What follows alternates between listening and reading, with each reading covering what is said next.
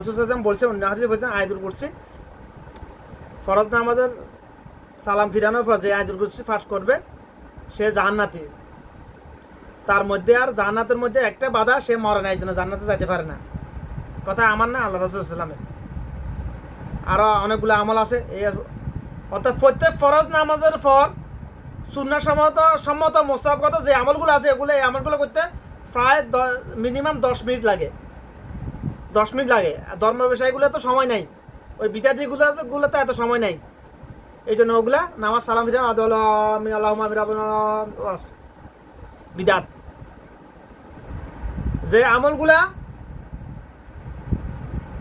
কথা বলেছি আমি, এগুলা আল্লাহ রাসূল সাল্লাল্লাহু আলাইহি ওয়াসাল্লাম করা থেকে কখনো বিরত থাকতেন। অর্থাৎ এগুলো ওনার জন্য ওয়াজিবের নিয়ে আসিল, আমল করতেন আল্লাহ রাসূল সাল্লাল্লাহু আলাইহি ওয়াসাল্লাম। এই আমলগুলো করা কখনো ছাড়েন নাই।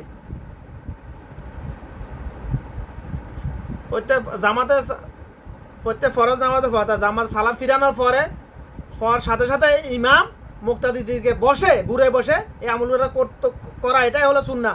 আর আমাদের দেশের জাহেলগুলা এতে মুক্তাদি দিয়ে ফাঁসা দিয়ে বসেই থাকে,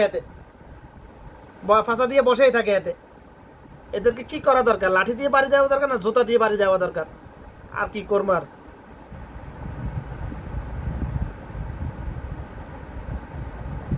এগুলা বেশিরভাগে জাহেল, বেশিরভাগে ধর্ম ব্যবসায়ী। এগুলা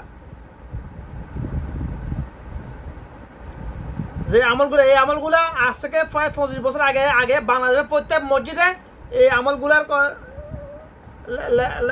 আমলগুলার বিস্তারিত ফজিলত সহ লেখা ব্যানার ছিল, বাংলাদেশে লাগানো ছিল। প্রত্যেক মসজিদে ছিল এগুলা, প্রত্যেক মসজিদে ছিল এগুলা।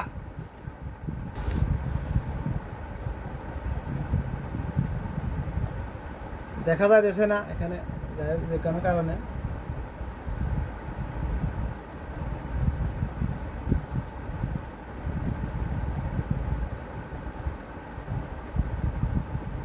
এই দেখুন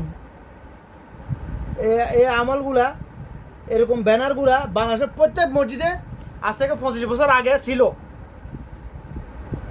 আজ থেকে প্রায় 25 বছর আগে প্রত্যেক মসজিদে লাগানো ছিল এগুলা হলো প্রত্যেক ফরজ নামাজের পরে সুন্নাহ সম্মত মুস্তাহাবগত আমল। এগুলো আমলগুলো আল্লাহ রাসূল সাল্লাল্লাহু আলাইহি ওয়াসাল্লাম জীবনে কখনো ছাড়েন নাই। উনি ওয়াজিবের নিয়ে আমল করতেন, পালন করতেন এগুলা। এখানে কিছু কিছু আমল, এমন আমল এগুলোর ফজিলত গুরুত্বের দিক থেকে এমন, যেগুলো আল্লাহ রাসূল সাল্লাল্লাহু আলাইহি ওয়াসাল্লাম ওয়াজিব করে দিতেন। কেন করেন নাই? উম্মত মুহাম্মাদি মানবে না, না মানলে গুনাহ করে, ওই জন্য ওয়াজিব করেন না। এরকম প্রত্যেক ফরজ নামাজে সালাম ফিরানো পূর্বে আল্লাহুম্মা ইন্নী আউযু বিকা মিন আযাবিল কবর ওয়া আউযু বিকা মিন আযাবি জাহান্নাম ওয়া আউযু বিকা মিন ফিতনাতি মাসিহ দাজ্জাল ওয়া আউযু বিকা মিন ফিতনাতি মাহি ওয়াল মামাত। আল্লাহ রাসূল আমার কোনো উম্মত যেন এই আমলগুলো না করে, নামাজে সালাম না ফিরায়, এখানে নিষেধ করেছেন। দেখেন আবার গুরুত্ব, এই গুরুত্ব দিতে এটা ওয়াজিবের ন্যায়। ওয়াজিব কেন করেন নাই? উম্মতে মুহাম্মাদি তাড়াহুড়া করে আমল করবে না, এই জন্য আমল না করলে গুনাহ করে, এই জন্য ওয়াজিব করে দেন নাই।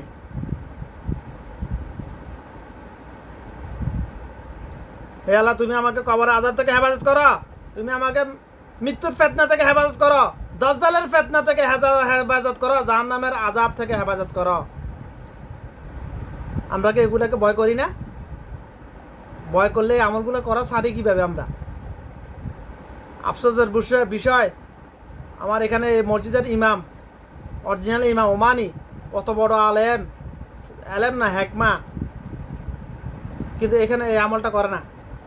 সে তার পিছনে যখন নামাজ পড়ি, দোয়ায় মাসুরা পড়ার সময়টাই নাই, অর্ধেক পড়লে সালাম ফিরিয়ে ফেলে সবসময়। ওই দোয়াগুলো তো অনেক দূরের কথা।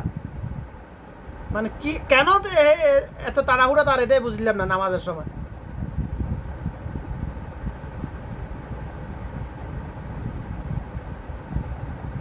সূরা কেরাতের দিক থেকে একই, মানে 5 ওয়াক্তের নামাজ একই অবস্থা, বৈঠকে একই অবস্থা। বুঝলাম না কেন এরকম, অথচ কত বড় আলেম।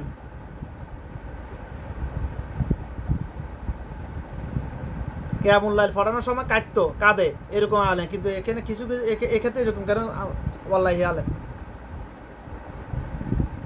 তার পিছনে নামাজ পড়লে এই আমলটা করার সুযোগে কখনোই হয় না হয় না। এই আমলটা তো অনেক দোয়া মাসুরাটা পরে শেষ করার সময় নেই, সালাম ফিরিয়ে ফেলে। কেন এর আফসোস লাগে আমার এখানে তখন। তো যেটা আজকের মতো কথা এখানে শেষ করলাম। কথাগুলা শুনবেন, আমল করুন, অল্প করুন বেশ করুন, আমলের সাথে সুন্নাহ থাকতে হবে, সুন্নাহ থাকতে হবে। সবাইকে আল্লাহর কালাম জাননেওয়ালা সমাজনেওয়ালা আলেম হওয়া সবার পক্ষে সম্ভব নয় নয় বিভিন্ন কারণে, কিন্তু তার মানে এনে যে আমি একেবারে অজ্ঞ থেকে যাব। আপনি আরবি বুঝেন না, অসুবিধা কি? আল্লাহর কালাম আপনি জানেন না, বুঝেন, অসুবিধা কি?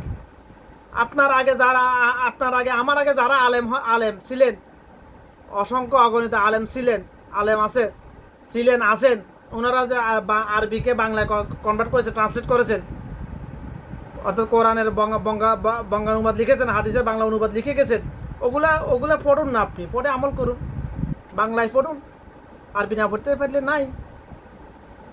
সেটাও যদি না করতে পারেন, আপনার মতো হতভাগা আর কেউ হইতে পারে? আর কেউ হইতে পারে? আমাদের দেশে কয়জনের করে কোরআনের তাফসির আছে, হাদিসে যে কোনো একটা মাযহাবের হাদিসের কিতাব আছে, কয়জনের ঘরে আছে? নাই। লাখে একজন পাওয়া যাবে কিনা তাও সন্দেহ আছে। 1 লক্ষ ঘরের পরিবারের মধ্যে একটি পরিবারের মধ্যে আছে কিনা তাও সন্দেহ আমাদের দেশে।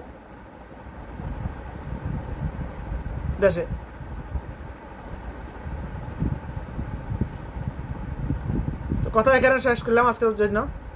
সবাই আমার জন্য দোয়া করবেন, আল্লাহ পাক যেন আমাকে বেশি বেশি এলেম দান করে, হিকমত দান করে, যাতে আল্লাহর কালামগুলা মানুষের কাছে পৌঁছাইতে পারি আমি। বিনিময় একমাত্র আল্লাহর কাছে পাওয়ার আশায়, লোক দেখানোর জন্য নয়। নাউজুবিল্লাহ, আউযুবিল্লাহি মিনাশ শাইতানির রাজিম।